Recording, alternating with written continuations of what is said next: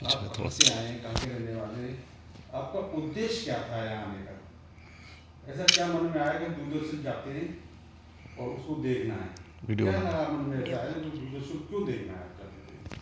सबसे पहले तो मेरा जय भीम आपको, और जी, जय मेरा हिंद। नाम पूनम बौद्ध है और मैं गाजियाबाद से आई हूँ और सोशल एक्टिविस्ट मैं हूँ। और कभी बचपन में हम लोगों ने दूरदर्शन आकाशवाणी देखा था, बचपन में जब छोटे छोटे थे तो मन में आया कि भाई अगर हमारे समाज का अगर कोई व्यक्ति अगर इतने बड़े ओहदे पर है या आकाशवाणी में है तो हमारे मन में भी इच्छा होती है कि भाई हम भी उनके थ्रू ही चाहे जाकर देखें वो सारी चीज़ें जो कभी हमने बचपन में तो नहीं आपको देखी। कभी ये नहीं लगा कि मेरा व्यूज जो हैं, मेरे विचार हैं, जो अच्छे विचार हैं, बुद्ध पर हैं, बाबा साहब पर हैं, तो आपको नहीं लगा कि हमारा प्रोग्राम भी एक नेशनल चैनल पर जाना चाहिए? बिल्कुल नेशनल चैनल पर जाना चाहिए और दूर दूर तक आज जा भी रहा है क्योंकि तो बाबा जब साहब की। आपको इतने दिन हो गए, आपको माध्यम भी मिलेगा आसानी से, वीडियो आपने एक बनाना बार भी नहीं कहा कि दूरदर्शन पर हमारा प्रोग्राम दिलवाओ? क्यों, बिल्कुल ऐसा क्यों? सर, आप देखिए फेसबुक पर, ट्विटर कौन पर, वीडियो व्हाट्सएप वीडियो पर हमारी छोटी छोटी क्लिप आती रहती हैं। वो तो कभी गवर्नमेंट बंद करा सकती है, लेकिन लेकिन गवर्नमेंट जो ये है, ये बंद नहीं होता ना। हाँ ये बंद नहीं होता, गवर्नमेंट इस चीज़ों को दिखाएगी भी नहीं शायद। तो मन में ये रहता है कि भाई हाँ हमारी बातें भी बहुत दूर दूर तक जानी चाहिए, अपने समाज तक पहुंचनी चाहिए और समाज के लोग जब उन्हें समझेंगे तो उन्हें अमल में भी लेकर के आएंगे। आप ये बताएं, क्या वास्तविक जो प्रतिभावान व्यक्ति है उसको माध्यम की आवश्यकता है कि नहीं है? बिल्कुल, प्रतिभावान जो व्यक्ति हैं उनको माध्यम की ज़रूरत होती है क्योंकि तभी उनका टैलेंट आगे तक पहुंच पाएगा। हाँ, क्योंकि जब आप यहाँ से चल के वहाँ से यहाँ तक आए हैं तो कोई न कोई तो माध्यम प्रयोग किया होगा ना। जी।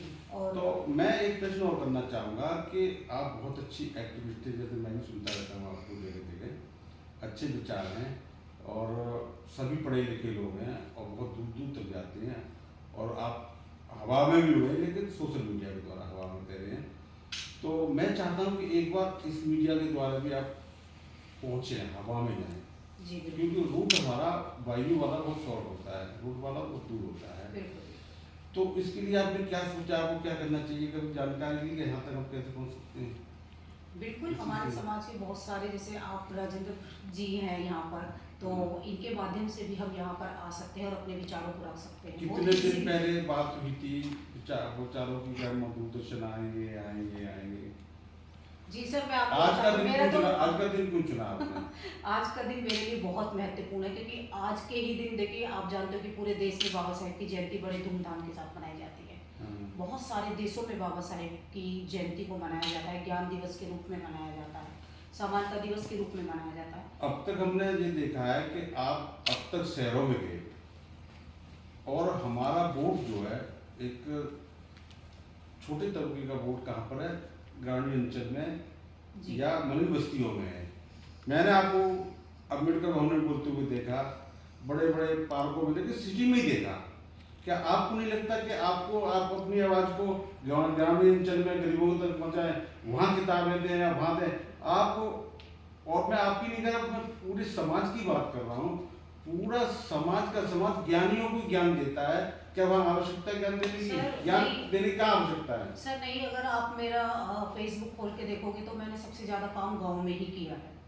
सबसे ज़्यादा यूपी के जितने भी गांव हैं वो मैंने सारे कवर किए हैं। तो अच्छी बात है, लेकिन हाँ। आप दूसरे लोग भी तो बिल्कुल। वर्क कर रहे हैं इस पे, ग्रास रूट पे, तो आप तो उनको मोटिवेट नहीं कर सकते कि सबसे भाई आप ज़्यादा लोग भी जो हमको जो काम करने की जरूरत है वो ग्राउंड पर करने की जरूरत है और गांव देहातों में ज़्यादा करने की जरूरत है। तो मैंने गांव देहातों में सबसे ज़्यादा काम किया है। अब थोड़ा सिटी में मैं करने लगी हूँ, लेकिन हमारा जो फोकस रहता है वो महिला और स्टूडेंट पे ही ज़्यादा रहता है।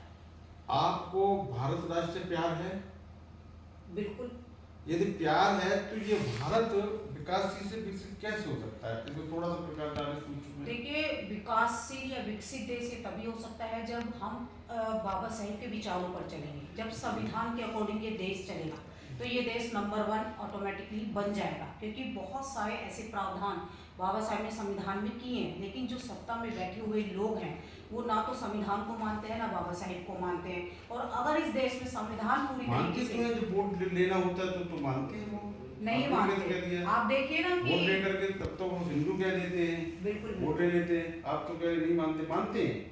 लेकिन उनका वो तरीका अलग हो जाता है। देखिए, जब उनको वोट चाहिए तो इस देश का जो बहुसंख्यक आबादी जो 85% का तबका है वो हिंदू बन जाता जी। है जब उनको वोट चाहिए, और जब वो वोट लेकर सत्ता में पहुंच जाते हैं तब उनकी आवाज तक नहीं उठाई जाती। जब ये छोटा समाज पढ़ लिख गया, बड़ी बड़ी डिग्रियां ले ली, तो फिर ये अभी भी भटक जाता है, ऐसा क्यों? आपका क्या विचार है इस पर? देखिए, भटक नहीं जाता, वो जो हमारा समाज कंफ्यूज है, वो अपने अपनों की पहचान नहीं कर पा रहा, क्योंकि उनके सामने जो भी मीठी मीठी बातें बोलता है, जो भी बाबा साहेब की बात करता है, वो उसी के पीछे हो लेते हैं। एक्चुअल में आप देखोगे कि जैसे एग्जाम्पल अगर मैं महाबोधि महाविहार का अगर जिक्र करूं, तो महाबोधि महाविहार जो बौद्धों का ही वो स्थल है, तो जो वहाँ की जो सरकार है उसको हथियाने में लगी हुई है, जिस तरीके से इन्होंने जो अयोध्या में जो साकेत देखिए, वो तो 1949 में ही इसका चल रहा था, और इसको बुद्ध विचारधारा को हिंदू प्रदर्शन में रखा गया था। आप बुद्धिस्ट कब तक नहीं है, मैं बताता हूँ कि जब तक आपका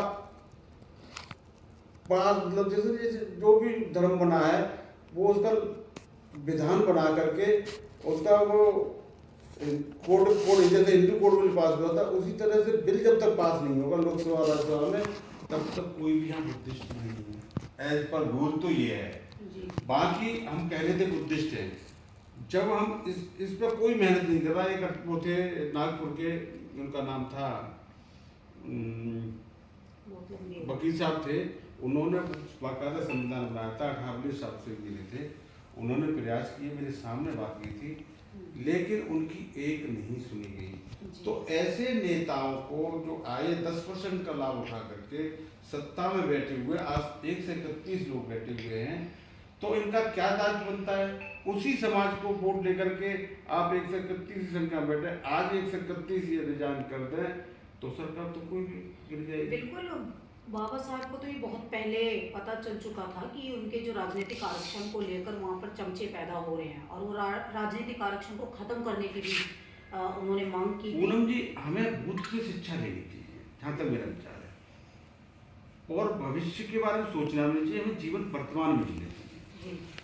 वर्तमान यदि हमारा अच्छा होगा तो भविष्य भी अच्छा होता चला जाएगा, और जब बीतेगा तो भूत भी अच्छा हो जाएगा। तो भूत को तो हमें बनाना ही होगा, लेकिन भूत से शिक्षा जरूर ले। जैसे बाबा साहब एक भूत की तरह हो गए, यानी आप पास्ट हो गए हो, तो उनकी आइडियोलॉजी को कितने लोग मान रहे हैं? लोग कहते बाबा साहब को मानते चौड़े होकर के, फर्क है कोर की में। मैं कहता हूँ बाबा साहब ने कभी नहीं कहा था कि मैं मोमबत्ती अगरबत्ती धूपबत्ती लगानी है। बाबा साहब की जो लोग मानते हैं, वो जो एक आइडियोलॉजी दी थी, उन्होंने जो विचारधारा दी थी, उसको कर्म में ढालने की बात की है। जैसे शब्द तो वही है जो गीता में लिखे हैं, ऐसा ही है ना, शब्द वही है जो कुरान में लिखे हैं, और शब्द वही है जो बाइबल में लिखे हैं, और शब्द वही है जो संविधान में लिखे हैं। लेकिन है क्या हमारी सोच, हमने उन शब्दों को कैसे प्रयोग किया है? शब्द अलग नहीं है, ये आपको स्वीकार करना पड़ेगा। शब्द वर्णमाला तो वही है ना, मात्राएं वही है, लेकिन सवाल ये नहीं, सवाल ये है कि कितने लोग हैं जो बाबा साहब की मानते हैं। मैंने ऐसे वक्ता देखे हैं जो मंचों पर रोटी बेटी की बात करने की बात करते हैं। मैं उनसे ही जब प्रश्न कर देता हूँ कि आप जाटव होकर के आप मैतर की बेटी से शादी कर लेंगे, सोचने मजबूर हो जाते हैं। जब रोटी पे रोटी बात क्यों करते हो? बात आप खुद एक नहीं हो पा रहे, SC ST एक नहीं हो पा रहे हो, और BC की आप बात कर रहे हैं। उदाहरण ले लो, दूसरे समाज का उदाहरण ले लो, ब्राह्मण समाज का ले लो, वो मिश्रा में नहीं करता, बहनवा ही मानता है। कहाँ करता है? तो त्रिवेदी में कर देगा, त्रिवेदी में कर देगा, चतुर्वेदी में कर देगा, तिवारी में कर देगा। तो हम उनसे इतनी शिक्षा नहीं ले सकते बीते को उससे, तो हम ऐसा क्यों नहीं कर रहे हैं? हम लोग मंचों पर बड़ी बड़ी बातें कर लेते। मैं आपके लिए नहीं कह रहा, व्यक्तिगत नहीं कह रहा हूँ, मैं उन सभी लोगों के लिए कह रहा हूँ जो मंचों पर बड़ी बड़ी बातें करते हैं। एक दिन बात कर ली, 2 दिन बात कर ली, TRP के लिए बातें, फोटो खिंचवा लिया, उसमें डाल दिया, सोशल मीडिया में डाल दिया। क्या इस TRP से, क्या इससे भारत विकासशील से विकसित हो सकता है? नहीं हो सकता, मेरा जैसा मानना है। भारत के प्रति वाकई लगाव है, तो हमें सबसे पहले भारत को एक अंध से निकालना होगा। तो आप अच्छा बोलते हैं, तो थोड़ा सा सूक्ष्म प्रकाश डालें कि अंध से आप कैसे निकालेंगे भारत को। देखिए भारत की तो क्योंकि आप भारत के नागरिक हैं, नेता तो एक होता है, उसके पीछे भीड़ होती है, बहुत सी एनर्जी मिलती है। आप आगे चले काफिला तो बनता चला जाता है। ये मैं नहीं कह रहा, देखिए इतिहास कह जब रहा है। सही विचारधारा लोगों के माइंड तक पहुंचेगी, सही विचारधारा, और सही विचारधारा कौन सी है? शाहू फूले अम्बेडकरी विचारधारा, बिल्कुल सही विचारधारा वो है। क्योंकि ना तो वो कोई कर्मकांड को मानती है, ना पाखंड को मानती है, वो वैज्ञानिक सोच को बढ़ावा देती है, वो मानवतावादी सोच है हमारे महापुरुषों की। जी। तो उनको फॉलो करना बहुत जरूरी है। अगर मैं बोलना नहीं चाहती हिंदुज़म पे, तो मुझे यही लगता है कि महापुरुषों की जो विचारधारा अगर हम उसको अपना लेते तो सबसे पहले विकास हमारे घर का होगा। जैसे मैं क्षमा चाहूँगा, जैसे मैं सोचता हूँ, कोई चीज़ गलत नहीं है, हमारी सोच गलत है। जैसे धर्म जो बनाए गए थे, कोई भी धर्म हो, वो जोड़ने की बात करता है, तोड़ने की नहीं करता। जितने भी बनाए गए, जैसे मान लो 3 देवियाँ बनाई थी, तो ये इसलिए बनाई थी कि सरस्वती जो है, उसको सिंबॉलिक रूप में देख करके हमें कर्म याद आता है कि विद्यालय जाना पढ़ना है। इसी तरह से दुर्गा बनाई थी, वही कर्म को बात करती है। ऐसी लक्ष्मी बनाई थी। कुछ लोगों ने जो जिन्हें अपने को ज्ञानी कहते हैं, उनको मैनिपुलेट करके धंधे में कन्वर्ट कर दिया। ये गलत है। ये देखिए, बाबा साहब की प्रतिमा को देख के हमें एकदम याद आता है कि संविधान निर्माता। आप ये तो ये बनाने का तात्पर्य यहाँ पे ये है। लेकिन कुछ ज्ञानियों ने जो मैनिपुलेट करे धंधे में, अपने शब्दों में कहूँ तो धर्म वो धंधा है जिसमें पढ़ा लिखा भी अंधा है। धर्म को बिजली का नंगा तार है, यदि आप छुएंगे तो जल जाएंगे। हिंदू मुस्लिम को छुएगा, आग जली होगी। मुस्लिम सिख को छुएगा, आग जली होगी। तो थोड़ा सा आप देश को क्या संदेश देना चाहेंगे अपने शब्दों में? देखिए, मैं तो देश को यही कहना चाहूँगी कि आज बाबा साहेब की जयंती है और पूरे भारतवासियों को भीम जयंती की बहुत बहुत बधाई। दूसरा कि अगर ये देश संविधान के अकॉर्डिंग चलता है, क्योंकि अभी आप जैसे नाम ले रहे थे कि हमको जो कौन सी देवी का नाम लिया था अभी आपने? तीनों का नाम लिया था। पहली कौन सी थी? सरस्वती।